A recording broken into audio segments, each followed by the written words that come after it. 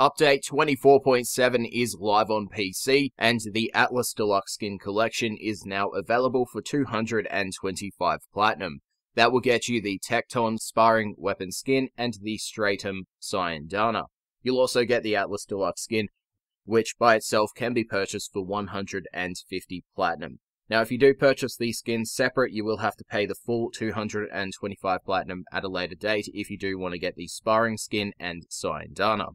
When the Atlas Deluxe skin is selected, his Rumblers will also have a unique skin applied to them.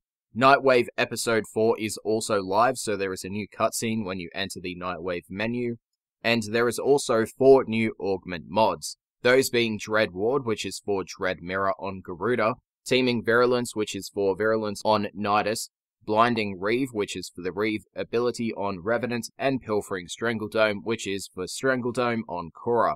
You can purchase them for 25,000 standing from their respected syndicates, which are up on your screen now. As for the augments themselves, Pilfering Strangledome will apply a 65% chance of dropping additional loot on any enemies held by Strangledome. Blinding Reeve will blind enemies for 10 seconds if they are hit by the fog.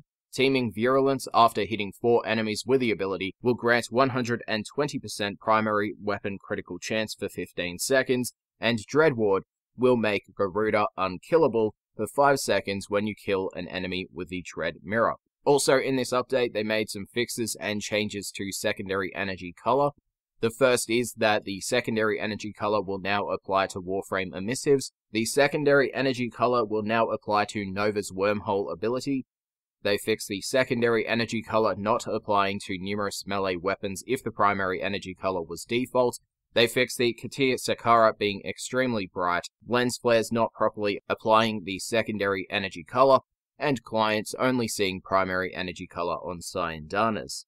As for the changes in this update, Hildren's Shield Pillage is now simply called Pillage. Assassin-type enemies such as the Wolf of Saturn 6, Stalker, Syndicate, Grostberg 3, Zanuka Hunter will no longer choose to appear as you're extracting from your mission. They capped multi-purchases from Syndicate stores that use currencies other than standing. They have moved a spawn location of a Kuva Siphon to prevent the Kuva Cloud from getting stuck under the staircase in the Corpus Outpost tileset. Limbo's Banish ability timer will now immediately expire if all banished enemies are killed before the timer counts down. That change was made in a previous update, but it did not work. The Wolf Howl emote that you get from the Nightwave system will now play howling sounds only for the local player. They changed the Karudo Rhythm disposition to 1. They have applied PBR to 20 melee and primary weapon skins. They made Captura and Dynamic Skies play nicer together. Nyx's Psychic Bolts will now have an instant recast, which simply selects 6 new targets and dispels on older targets automatically. They apparently widened the wall gap on the Lua tile set. The specific tile is on your screen right now, but apparently that has not gone into the game because you cannot slide through it.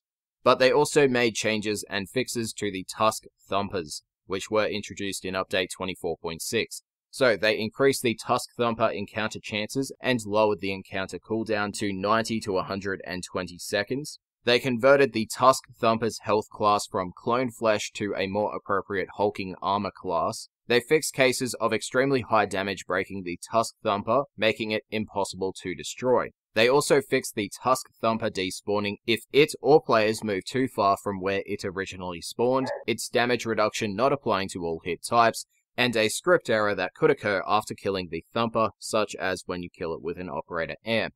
As for the fixes in Update 24.7, they are up on your screen. You can read them here or you can check them out on the forum post.